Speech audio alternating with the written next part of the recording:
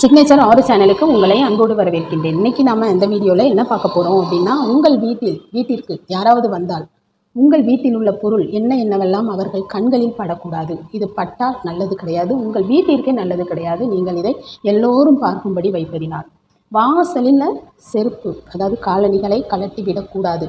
அதற்கென்று நீங்கள் என்ன செலவு வீட்டுக்குள்ளே செய்தாலும் சரி, நீங்கள் இந்த காலணிகளுக்கு தனி மரியாதை கொடுத்தாக வேண்டும். அது நம்ம காலில் போடுற செருப்பு தான், நம்ம வெளியில் விட்டுட்டு தான் வீட்டுக்குள்ளே போவோம்.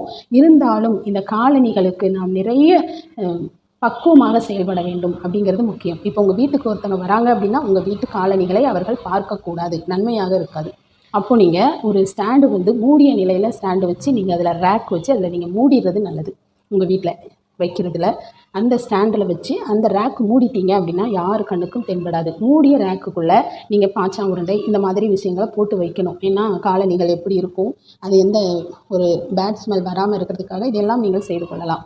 இப்படியாக இருந்தால் பாதுகாப்பாகவும் இருக்கும், யார் கண்ணிலும் படாமலும் இருக்கும். முதல்ல வாசல் அப்படின்னாலே வாசலில் காலணிகள் இருக்கக்கூடாது. நிறைய பேர் வீட்டில் காலணியும் இருக்கும், வேறு விதமான பொருட்களும், அதாவது குப்பை தொட்டி, துடைப்பம் இதெல்லாம் இருக்கும். இதெல்லாம் கண்டிப்பாக இருக்கக்கூடாது.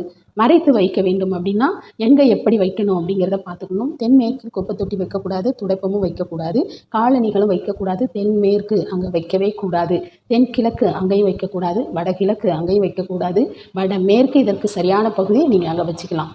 அப்போ இந்த பகுதியை நீங்கள் சரியாக புரிஞ்சு அந்த பகுதியில் இந்த பொருளையெல்லாம் நீங்கள் வச்சு எடுக்கலாம். ஆனால் உங்கள் வீட்டுக்கு வரும் விருந்தாளிகளின் கண்களில் உங்கள் வீட்டு குப்பை தொட்டியோ, உங்கள் வீட்டு காலணிகளோ, உங்கள் வீட்டு துடைப்பமோ, உங்கள் வீட்டில் பறந்து கிடக்கின்ற துணிமணிகள், அதாவது அங்கொன்றும் இங்கொன்றுமாக இறைந்து கிடக்கும் துணிகள், இதெல்லாம் அவங்க கண்ணில் படவே கூடாது.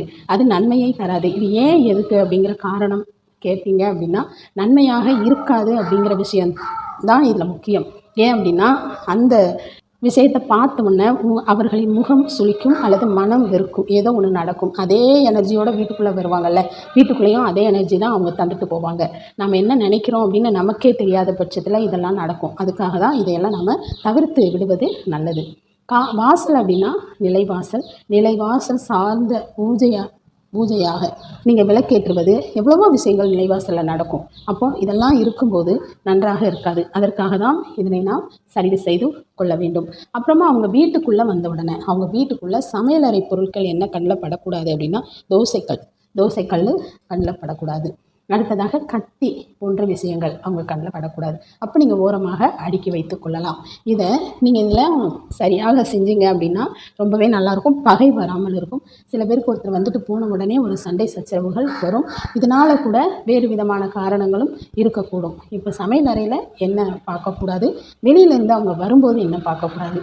யார் வீட்டுக்கு வந்து விட்டு போனாலும் அக்னி பகவானுக்கு ஒரு விளக்கேற்றி வைப்பது, ஒரு கற்பூரம் ஏற்றுவது ரொம்பவே நல்லது. அவங்க வந்து போன உடனே திருஷ்டியா அப்படிலாம் நினைக்கக்கூடாது. அக்னிக்கு ஒரு தீபமோ ஒரு கற்பூரமோ ஏற்றுவது ரொம்பவே சிறந்தது.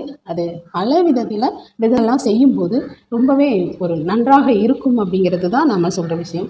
இந்த வீடியோ உங்களுக்கு பிடிச்சிருக்கும் நம்புகிறேன். இன்னும் ஒரு வீடியோவில் நான் உங்களை சந்திக்கிறேன். தேங்க்யூ.